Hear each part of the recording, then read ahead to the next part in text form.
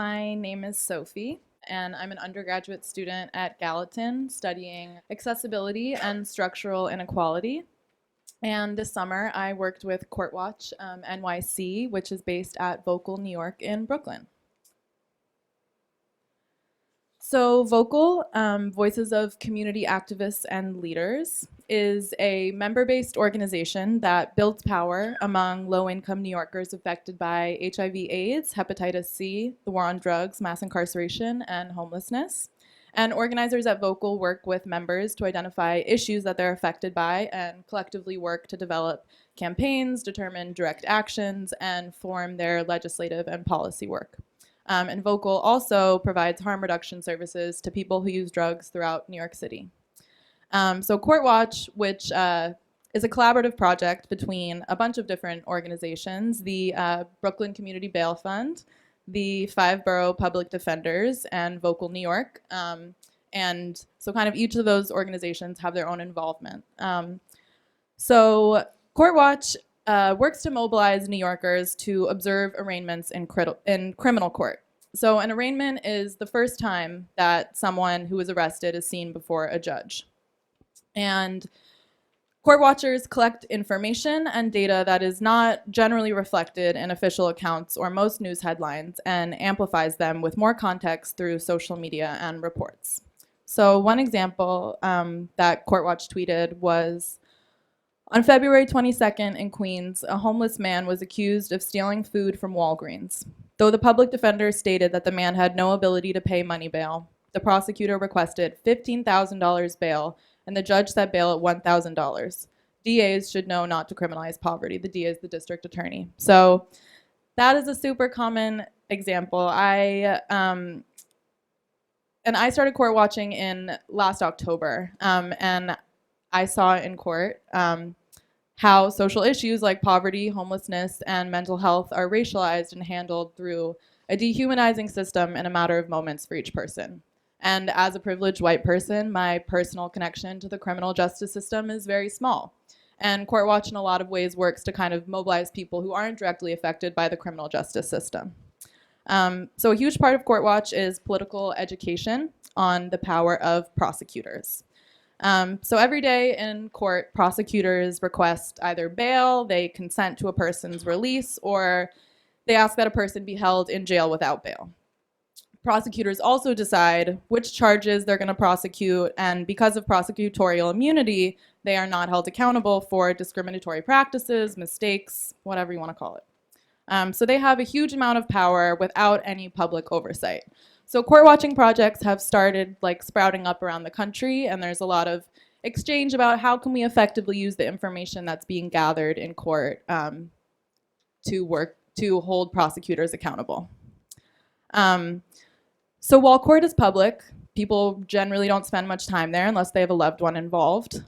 So judges and prosecutors and everyone who works in court is pretty used to court being occupied by the family members and friends of those who have been arrested, but that's it.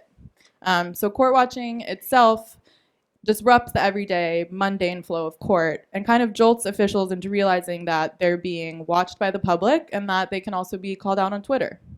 So another example is from September 19th. Last night in Manhattan, older man in poor health whose last arrest was 30 plus years ago was sentenced to 5 days in jail for allegedly attempting to steal batteries from Home Depot. How is jail going to improve this person's situation? How could this have been handled differently?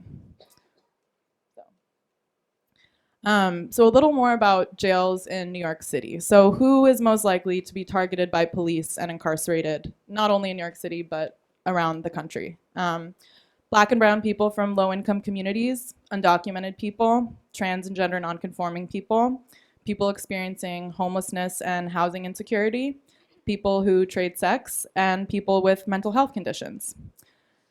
The average number of people in jail on a given day in New York City in 2018 was 8,400 people, and 77% of those people were in pretrial detention. So that's 6,500 people in jail every day who have not been convicted, mostly who are there because they cannot afford bail. And it hasn't always been this way. Over the past 20 years, the average time that a person spends in pretrial detention has drastically increased, and the average bail has increased as well. So while people talk about, oh, in New York City the past 20 years, the jail population is going down and we're not arresting people as much, it's like, that's true, the jail population is going down, but proportionally, way more people are in jail waiting on bail and for significant periods of time. And it's really important to think about this, I think, especially as the City Council is voting next Thursday on October 17th on a land use plan to replace Rikers with 4 smaller jails throughout the cities with no actual guarantee to close Rikers. And we know that if jails are built, they will be filled. So you can call your City Council member in the next few days and ask them what their position is. We also know that jails, prisons, and pretrial detention are lethal. Khalif Browder died in 2015 after spending 3 years in pretrial detention on Rikers, and Layleen Polanco died this past June in pretrial detention as a result of the human trafficking intervention courts, which are supposed to be a diversion to jail. And both were in solitary confinement on Rikers for periods of time. So in the spring, I was thinking a lot about the bail bond industry and how closely connected it is to the insurance industry and how much lobbying power they have. And the reason that people today are getting higher bails set more and more often than they did 20 years ago is connected to the profitability of the bail bond industry. And in April of earlier this year, there was a bail reform law passed in New York State that will reduce the amount of money bail, but it will not eliminate it entirely. So a big question at Court Watch is, what is prosecutor accountability? And one of the first things I did with Court Watch was attend a national convening on prosecutor accountability with Color of Change. And people came from around the country to talk about the work that they do relating to prosecutors. Court watching groups, organizations that work with district attorneys directly, prison abolitionist groups. And what I took away from that convening was the reformist and the abolitionist perspective and the conversations generally happening about progressive prosecutors. So there's Larry Krasner in Philadelphia, there's Rachel Rollins in Boston, and they're getting a lot of notoriety and being hailed as progressive prosecutors that are changing the game, they're taking people out of jail, but there are actually a lot of people pushing back against this narrative and the idea that prosecutors can be progressive at all. Abolitionists are opposed to prosecution and the carceral system entirely and work to shrink the resources of the prison industrial complex until they're eventually abolished. Reformists are more interested in working with prosecutors and district attorneys to maintain the structure of the criminal justice system while making it better. They might work with prosecutors to help establish best practices and facilitate the sharing of information between prosecutors around the country. And abolitionists recognize that it's not possible to co-govern with a district attorney office and establish trust because ultimately prosecutors are law enforcement like police officers and their job is to put people in jail. So this summer we heard a lot about the Queens district attorney race and it was a really historical event because the previous district attorney for Queens was the DA for 28 years, Richard Brown. And so with Court Watch, I work to distribute educational booklets throughout Queens in Spanish, English, and Mandarin about the prosecutor and about why this was a super important election. And I also did canvassing with Vocal New York, their action fund for Tiffany Caban. And it was very much my first time involved in electoral politics. It was very intense. I would not do it again.